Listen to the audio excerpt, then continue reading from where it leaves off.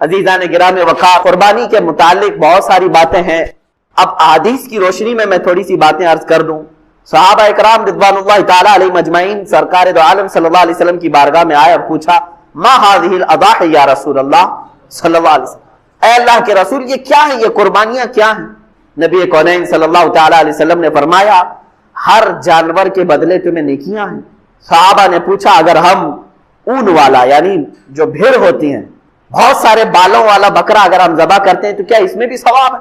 اللہ کے نبی صلی اللہ علیہ وسلم نے فرمایا اس کے ہر بال کے بدلے ایک نیکی ہے. اس جانور کے جسم پر جتنے بال ہیں ہر بال کے بدلے تمہیں ایک نیکی ہے. خود اپنی صاحبزادی سیدہ کائنات فاطمہ الزہرا رضی اللہ تعالی عنہا کو حضور اکرم صلی اللہ علیہ وسلم فرماتے ہیں اے فاطمہ اٹھو اپنی قربانی کی جگہ پر آؤ. جب قربانی کرنی تھی کہا کہ تم آؤ کھڑی ہو جاؤ اور دیکھو گواہ رہو قربانی کے. انہوں نے پوچھا کہ کیوں یا رسول اللہ صلی اللہ علیہ وسلم؟ حضور اکرم صلی اللہ علیہ وسلم نے فرمایا قربانی کے جانور کا خون کا قطرہ زمین پر گرنے سے پہلے مولا سابقہ گناہوں کو معاف کرتا ہے، تمہارے گناہ معاف کر دیے جاتے ہیں. تو حضرت فاطمہ نے یہ بھی پوچھا یا رسول اللہ صلی اللہ علیہ وسلم یہ صرف اہل بیت کے لیے ہے یا سارے مسلمانوں کے لیے؟ رسول کریم صلی اللہ علیہ وسلم نے فرمایا فاطمہ میرے گھر والوں کے لیے خاص ہے اور تمام مومنین کے لیے عام ہے، سب کے لیے ثواب کہ تم اپنے جانور کو ذبح کر رہے ہو تو پھر اس کے خون کے قطرے زمین پر گرنے سے پہلے تمہارے سابقہ گناہ بخش دیے جاتے ہیں. اب قرآن کی آیت کی طرف بھی اگر آپ آؤ 17ویں پارے میں سورۃ الحج میں اللہ تعالیٰ فرماتا ہے لن ینال اللہ لحومها ولا دماؤها، تمہارا گوشت اور تمہارا خون اللہ تک نہیں پہنچتا ہے، یہ گوشت اور خون نہیں پہنچ رہا. وَلَٰكِن يَنَالُهُ التَّقْوَىٰ مِنْكُمْ، بلکہ اس کے ذبح کرنے کے وقت جو تمہارے دلوں کی نیت ہے وہ اللہ کو معلوم ہے، اسی پر تمہیں اجر و ثواب ہے. تم کس لیے کاٹ رہے ہو؟ گوشت کھانے کے لیے کاٹ رہے ہو یا اللہ کا تقرب حاصل کرنے کے لیے، اللہ کا قرب حاصل کرنے کے لیے؟ آپ سوچتے ہوں گے ایک جانور کو ذبح کر کے اللہ کا قرب کیسے حاصل ہوتا ہے، کیسے اس کے قریب ہوتا ہے آدمی ایک جانور کو کاٹنے؟ میرے عزیزو یہ بھی میرے رب کا احسان ہے. کیا ہے جانتے ہیں؟ در حقیقت قربانی تو اپنی جان کی ہونی چاہیے تھی. اللہ تبارک و تعالیٰ چاہتا تو تم سے یہ فرماتا جیسے حضرت ابراہیم علیہ السلام سے مانگا اس نے. اللہ تبارک و تعالیٰ نے فرمایا کہ اے ابراہیم اپنے بیٹے کو ذبح کرو. حکم تو یہ ہو سکتا تھا کہ اے امت مصطفیٰ کے مسلمانوں تم اتنے سال جیو 25 سال کی عمر ہو جائے تو آؤ اپنی گردن دے دو، 40 سال کی عمر ہو گئی ہے تو آؤ قربان گاہ میں اپنے آپ کو کٹوا دو. کہیں یہ حکم نہیں فرمایا، بلکہ حقیقی قربانی جو ہے وہ اپنی جان کی تھی. اللہ تبارک و تعالیٰ نے جیسے اپنے نبی کے لیے دمبا بھیجا جنت سے، وہ تو صرف ان کا امتحان تھا، اسماعیل علیہ السلام کو کاٹا تو نہیں گیا، ان کے بدلے میں بکرا کاٹا گیا. تو رب تبارک و تعالیٰ نے فرمایا اب امت مصطفیٰ کے لیے بھی بلکہ تمام مومنین کے لیے بھی یہی حکم ہوگا کہ تم کاٹو گے اپنی طرف سے کوئی بکرا یا جانور، لیکن مولا تعالیٰ کی طرف سے تمہاری خود کی قربانی سمجھی جائے گی، تم نے خود قربان کیا ہے. اور یہ تصور کب آتا ہے جانتے ہیں آپ؟ قربانی کا جو اصل مفہوم ہے ظاہر سی بات ہے اب کے زمانے میں یہ تھوڑا سا مشکل ہے. جیسے ہم حصوں والی قربانی لیتے ہیں، ہمارا بیل کہاں کٹا ہم کو پتہ ہی نہیں چلتا ہے. اصل جو قربانی ہوتی تھی وہ ہمارے اپنے پالے ہوئے جانوروں کی ہوتی، یا ذبح کرنے سے چند دن پہلے لائے جاتے تھے. اور اس کے آداب میں یہی ہے کہ اگر تم قربانی کا کوئی جانور لائے ہو تو اسے اچھا کھلاؤ پلاؤ اور اس کو سجا کر کے رکھو، اس سے محبت کرو. حتیٰ کہ بہت سارے ایسے بزرگ ہیں جنہوں نے یہ بھی فرمایا کہ اسے نہلاؤ دھلاؤ، تمام جانوروں سے اسے الگ کچھ نشانی ڈال کر کے رکھو. اور پہلے کے دور میں ہار پہنائے جاتے تھے ان جانوروں، ان کو الگ رکھا جاتا تھا اور سارے لوگ جانتے تھے کہ یہ قربانی کا جانور ہے.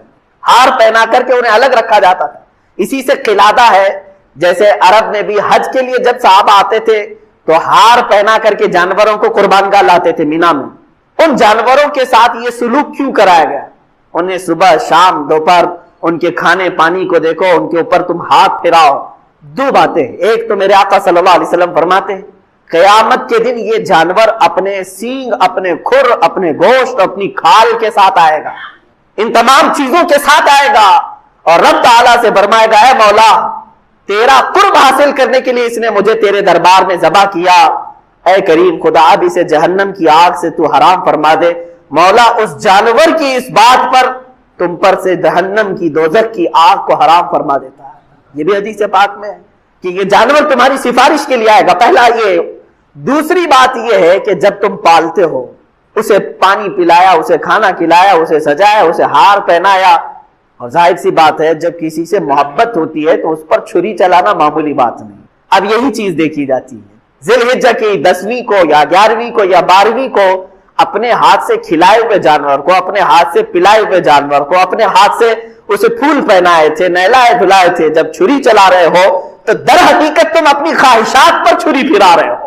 اور یہی رب تعالیٰ کی بارگاہ میں قبول ہے کہ تمہارا تقوی دیکھا جائے گا. اللہ قرآن میں فرماتا ہے لن تنالوا البر حتى تنفقوا مما تحبون. اس وقت تک تم بڑی کامیابی نہیں حاصل کر سکتے جب تک اپنی محبوب چیز کو اللہ کی بارگاہ میں قربان نہیں کرتے، اپنی پسندیدہ چیز کو جب تک قربان نہیں کرتے. اسی لیے جانوروں کے ساتھ انسیت ہونا چاہیے. آج کے حالات میں یہ سب کے اوپر پابندی نہیں کہہ رہا ہوں، لاگو نہیں کر رہا ہوں، میں تو اس کی حکمتیں بتا رہا ہوں. جس کے لیے ممکن ہے وہ کرے، اور جس کے لیے ممکن نہیں ہے ظاہر سی بات ہے وہ دور دراز میں بھی قربانیاں کرتے ہیں، وہ جائز ہے. مثال کے طور پر یہاں بیٹھ کر کے اگر کوئی مکہ مکرمہ میں قربانی کا اپنے کسی وکیل کو بنایا ہے، وہاں اگر اس نے قربانی کیا تو تمہاری قربانی ہو جائے گی. آپ امریکہ میں کریں، انگلینڈ میں کریں، پوری دنیا کے کسی بھی میدان میں کریں، ان دنوں میں اگر قربانی کیا آپ کی جانب سے تو قربانی ہو جاتی ہے. لیکن جو حکمتیں ہیں وہ اپنے پالے ہوئے جانور کے ساتھ اس کی زیادہ ہیں، کیونکہ اس وقت آپ کی خواہشات کو آپ ذبح کر رہے ہیں. اور ایک بات یاد رکھیں، اللہ تبارک و تعالیٰ نے حضرت ابراہیم علیہ السلام کو بھی کچھ ذبح کرنے کا حکم فرمایا تھا. آپ کو معلوم ہوگا 3 پارے کی تفسیر میں یہ موجود ہے کہ آپ نے پوچھا اللہ تعالیٰ سے، اے مولا کیا تو موت کے بعد دوبارہ زندہ کرتا ہے؟ رب تعالیٰ نے فرمایا ابراہیم کیا تمہیں یقین نہیں ہے میرے زندہ کرنے پر میں دوبارہ اٹھاتا ہوں؟ ابراہیم علیہ السلام نے کہا اے مولا کیوں نہیں یقین ہے؟ یقین ہے بالکل، موت کے بعد تو زندہ ضرور فرماتا ہے، لیکن میں چاہتا ہوں کہ اپنی آنکھوں سے ایک بار دیکھ لوں، اپنی آنکھوں سے دیکھ لوں. یہ قرآن کی آیت ہے وَإِذْ قَالَ إِبْرَاهِيمُ رَبِّ أَرِنِي كَيْفَ تُحْيِي الْمَوْتَى قَالَ أَوَلَمْ تُؤْمِنْ قَالَ بَلَىٰ وَلَٰكِن لِيَطْمَئِنَّ قَلْبِي. مولا اس لیے میں عرض کر رہا ہوں کہ میرے دل کو اطمینان ہو جائے، ایک بار دیکھ لوں. اللہ نے فرمایا ٹھیک ہے، تمہیں دکھایا جائے گا کہ مردوں کو زندہ کیسے کیا جاتا ہے. فَخُذْ أَرْبَعَةً مِّنَ الطَّيْرِ. تم 4 پرندے لے لو. رب تعالیٰ نے کیا فرمایا؟ 4 پرندے لے لو، انہیں ذبح کرو اور ذبح کر کے ان کے پورے گوشت کا قیمہ بناؤ. 4 الگ الگ قسم کے پرندے ہیں، ان کا گوشت پورا مکس کر کے قیمہ بنایا. اس کے 4 حصے کی الگ سب مکس تھا، اور حکم ہوا کہ 4 پہاڑوں پر تھوڑا تھوڑا سا گوشت رکھ کر کے آؤ، اور پھر زمین پر آ کر وہ 4 پرندوں کے منہ، ان کے سر اپنے پاس رکھو اور آواز دو ان پرندوں کو. ابراہیم علیہ السلام نے ہر پرندے کا نام لے کر کے آواز دی.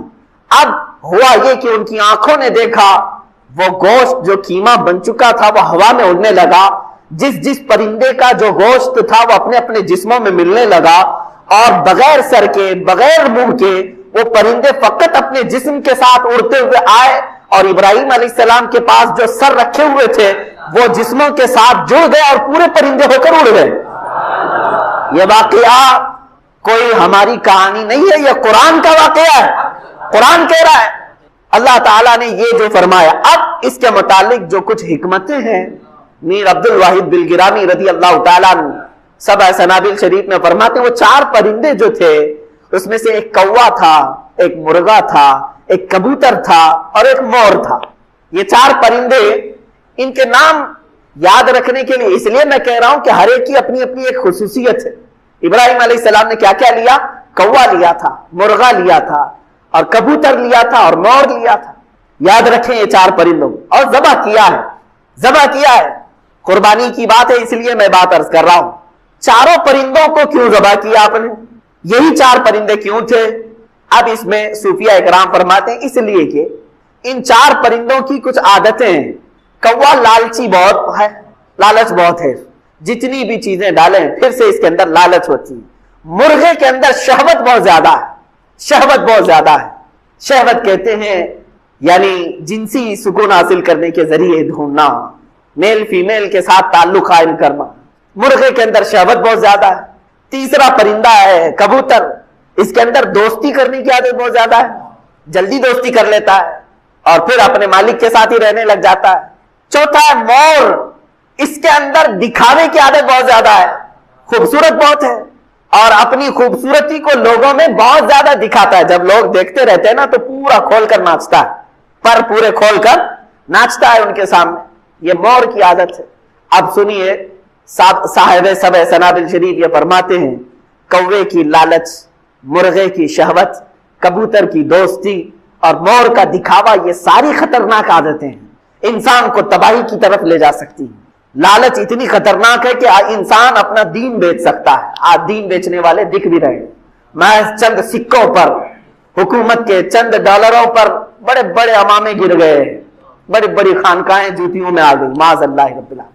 عزیزان گرامی، یہ لالچ یہ ہے ان کو بہت نیچے کے درجے تک لے آتی ہے۔ دوسرا ہے مرغے کی شہوت، یہ اگر انسان کے اندر ہے تو پھر وہ جانوروں کی طرح حرکتیں کرتا ہے۔ آپ دیکھیں بہت سارے لوگوں کے اندر جو شہوتیں ہیں، یہی شہوت ہے جو انہیں آوارہ گردی پر لے آئی ہے۔ آنکھیں سلامت نہیں ہیں، دن رات گناہ کرنے کی خواہش، یہ شہوت ہی کا تو مادہ ہے۔ ایک نوجوان اگر یہ سمجھتا ہے کہ ایک لڑکی کو حاصل کر لینا ہی میری زندگی کا کل مقصد ہے، تو گویا کہ وہ اپنی پوری زندگی کو ہی سمجھ نہیں سکا۔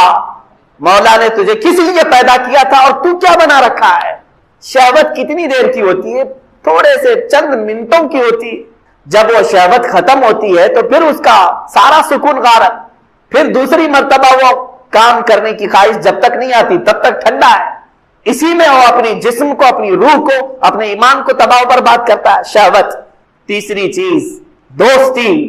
صاحب فتح الباری علامہ ابن حجر عسقلانی رحمۃ اللہ تعالی علیہ نے اپنی کتاب کی شروع میں ہی لکھا ہے، میرے مرشد گرامی حضور تاج الشریعہ رحمۃ اللہ تعالی علیہ مصر جانے کے وقت مجھے سب سے پہلی چیز یہ نصیحت کیے تھے، کہا تھا کہ تم پڑھنے میں ٹھیک ہو، اچھے، وہ ساری چیزیں ہیں، لیکن وہاں جانے کے بعد اگر تمہارے لیے سب سے بڑا کوئی زہر ہے تو وہ دوستی ہے، دوستی سے بچو۔ آپ یہ سمجھتے ہوں گے کہ دوست نہیں بنانا چاہیے، دوست بناؤ، لیکن تمہیں پتہ ہی نہیں ہے کہ دوست ہوتا کون ہے، وہ کسی اور ٹاپک پہ عرض کروں گا۔ قرآن کہتا ہے یا ویلتا لیتنی لم اتخذ فلانا خلیلا، قیامت کے دن بہت سارے لوگ ایسے ہوں گے جن کو جہنم کی طرف صرف اس لیے لے جایا جا رہا ہوگا کہ ان کی دوستی بری تھی۔ 19ویں پارے کی شروع کی آیتیں ہیں، وہ کہے گا اے کاش میں فلاں کو دوست نہیں بنایا ہوتا تو کتنا اچھا ہوتا، اس کی دوستی تمہیں لے جا رہی ہوگی، فقط دوستی کیا تھا بس۔ یاد رکھیں آپ کوئلے کی دکان پر جا کے آئے ہیں، کام نہیں کیے، کپڑے پھر بھی کالے ہوں گے۔ آپ عطر کی دکان میں جا کے آئے ہیں، لگائے نہیں، پھر بھی خوشبو آتی۔ یہ صحبت کا اثر ہے۔ دوست چننا سب کے بس کی بات نہیں کہ کس کو دوست بنائے۔ دوست وہ ہے جو تم اللہ کو بھول جاؤ تو وہ یاد دلا دے، دوست وہ ہے جو تم جہنم کے راستے پر جا رہے ہو تو پکڑ کے وہ جنت کے راستے پہ لائے۔ ورنہ دوستی کیا ہے؟ کھانے پینے موج مستی کرنے کا نام دوستی تھوڑی نہ ہے، وہ تو شیطان ہے جو لگے ہوئے ہیں۔ مجھے وہ ارحم الراحمین سمجھتا ہے، ورنہ کون بار بار اللہ تبارک و تعالیٰ کی بارگاہ میں دروازہ کھٹکھٹاتا؟ تو رب تبارک و تعالیٰ ارحم الراحمین ہے، یہ تصور ہر مسلمان کے ذہن میں ہے، اس کی وجہ سے وہ کبھی مایوس نہیں ہوتا۔ اور شیطان کا سب سے بڑا حربہ کیا ہے جانتے ہیں؟ سب سے بڑا بہکانے کا اور گمراہ کرنے کا اور ہمیشہ گناہوں میں ملوث رکھنے کا سب سے بڑا آلہ کہ بندے کو سب سے پہلے نا امید کرتا ہے، اب تیرا کیا ہوگا، تو بہت برباد ہو چکا ہے۔ یہ جو خیال شیطان ڈالتا ہے دل میں، اس کے بعد پھر وہ بندہ جری ہو جاتا ہے، اب میرے توبہ سے بھی کچھ ہونے والا نہیں ہے، جو جس طرح زندگی چل رہی چلنے دو، ارے 50 سال ہو گئے اب تک میں یہی کرتا رہا، اب کیا سدھروں۔ یہ جو خیالات ہے یہ شیطان ڈالتا ہے تاکہ اس کی کفر پر موت ہو جائے، تاکہ وہ ہمیشہ گناہوں کی موت مرے۔ نا امیدی جو ڈالتا ہے شیطان، اب میرے ساتھ کچھ ہونا نہیں ہے۔ نہیں میرے عزیزو، رحمت عالم صلی اللہ تعالیٰ علیہ وسلم کی بارگاہ میں کیسے کیسے لوگ آئے اور ارحم الراحمین نے ان کی توبہ قبول۔ آپ کو ایک بات میں بتاؤں، سیدنا عمر ابن خطاب رضی اللہ تعالیٰ عنہ کا دور ہے، مثنوی شریف میں مولانا روم فرماتے ہیں جنت البقیع آپ نے سنا ہوگا، قبرستان مدینے کا، مدینے کے قبرستان میں رات کے وقت ایک بوڑھا آدمی 80 سال کا جو بانسری بجاتا تھا اور اسی سے پیسہ کماتا تھا، اس کی بانسری میں بڑی اچھی لے تھی، بڑی سر اچھی تھی، لوگ سنتے تھے اور پیسے دیتے تھے، لیکن بڑھاپے میں جب سانس پھولنے لگ جاتی ہے، ہانپنے لگ جاتا ہے، سانس نہیں ٹھہرتی تو بانسری کیسے بجتی، اس کی لے ٹوٹ جاتی، لہجے بدل جاتے۔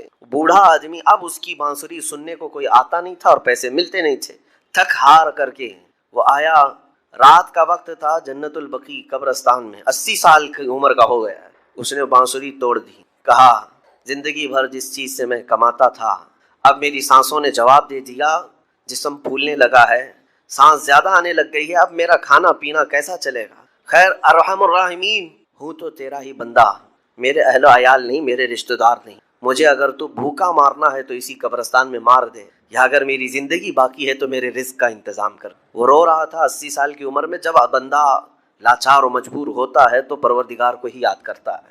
جانتے ہیں عمر ابن خطاب رضی اللہ تعالیٰ عنہ امیر المومنین مسجد نبوی میں تھے اور ان کی آنکھ لگی تھی، خواب میں رسول پاک صلی اللہ تعالیٰ علیہ وسلم تشریف لے۔ کہا عمر اللہ کا حکم ہے جنت البقیع میں جاؤ، ایک بھوکا آدمی اپنے گھر سے کھانا لے جاؤ اور اس کی ضرورت کا انتظام کرو۔ نیند کھلی تو آپ نے دیکھا اللہ کے حبیب صلی اللہ علیہ وسلم کی طرف سے حکم آیا اور رب ذوالجلال کا حکم ہے، گھر سے عمدہ کھانا لیا، توشادان لے کر کے کچھ مال و متاع بھی لے کر قبرستان میں گئے، ڈھونڈا کون ہے یہاں پر، تو دیکھا کہ ایک ہانپتا کانپتا ہوا 80 سال کا بوڑھا روتا ہوا نظر آیا۔ امیر المومنین اپنے ہاتھ میں توشادان لے کر اس کے قریب گئے، کہا تو بھوکا ہے؟ کہا ہاں بھوکا ہوں، بیٹھ چل میں تجھے کھلاتا ہوں۔ دسترخوان بچھا کر اسے اپنے ہاتھوں سے کھلایا اور اسے اپنی ضرورت کے مطابق جو ضروریات تھیں اس کی ضرورت کے مطابق وہ ساری چیزیں دی۔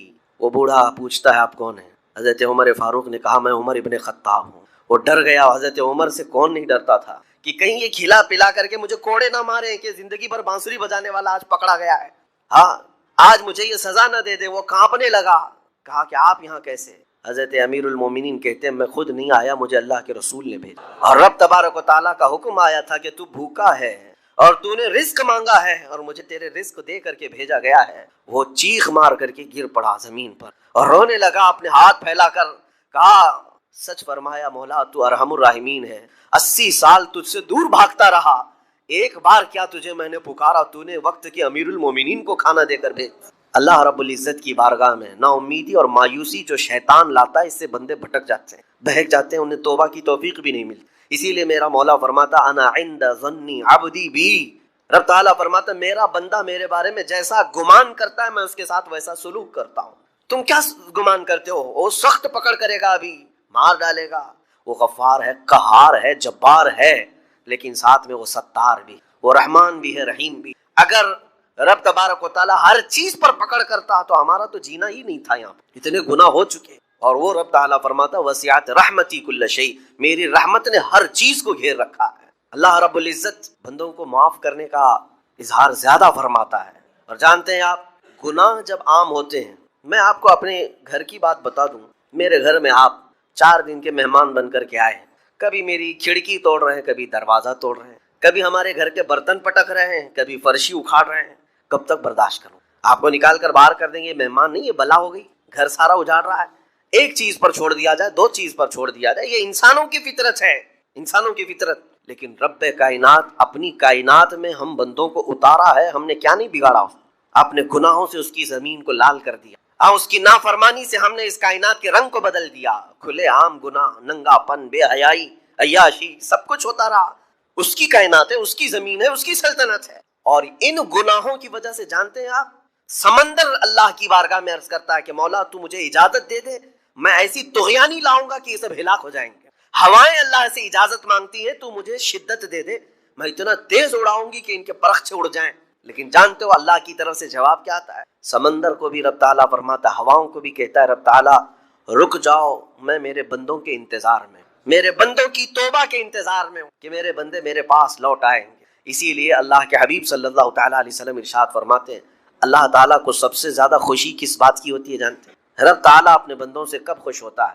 مثال دے کر کے میرے آقا نے فرمایا، مثال دے کر سمجھایا، صحرا میں، ڈیزرٹ میں ریتیلے میدان ہوتے ہیں، اس کا سفر بڑا ڈینجر ہوتا ہے۔ آج بھی ڈیزرٹ ہیں بہت سارے، سہارا ڈیزرٹ کا نام سنا ہوگا، ہم گئے ہیں 200-250 کلومیٹر تک آپ چلتے رہو گاڑی، نہ ایک درخت نظر آتا ہے، نہ پہاڑ نظر آتا ہے، نہ گھر نظر آتا ہے، کچھ بھی نہیں، اس طرف میدان ریت کا اور آسمان لگا ہوا دکھتا ہے، ادھر بھی آسمان، تنہا ہم اکیلے نظر آتے رہتے ہیں۔ صحرا کا جو سفر ہوتا ہے بہت ہوتا ہے۔ نبی پاک صلی اللہ تعالیٰ علیہ وسلم مثال دیتے ہوئے ارشاد فرماتے ایک بندہ اپنی اونٹنی لے کر، اس پہ ساز و سامان لے کر کھانے پینے کا صحرا کے سفر پر تھا، اور صحرا میں کھانا پانی بہت مقدار میں لی جاتی ہے کہ کچھ ملتا نہیں، اور جلد سے جلد وہاں سے سفر گزار کر کے آنا۔ ایک بار اگر راستہ بھٹک گیا موت ہو جاتی، وہاں پہ راستہ ملے گا نہیں، جس طرف بھی جاؤ تو لگے گا سیدھا ہی چل رہا ہوں، ڈائریکشن ہی نہیں پتا ہوتے صحرا میں۔